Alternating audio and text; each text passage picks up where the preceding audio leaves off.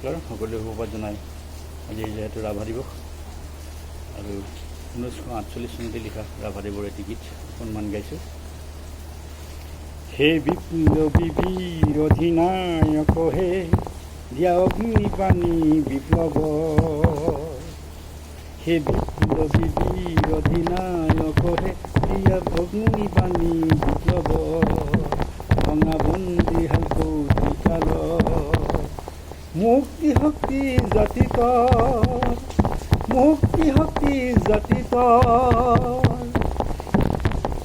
নৱদীপ্ত অনুৰাগে নিদ্ৰা অসম্ভিতে জাগে,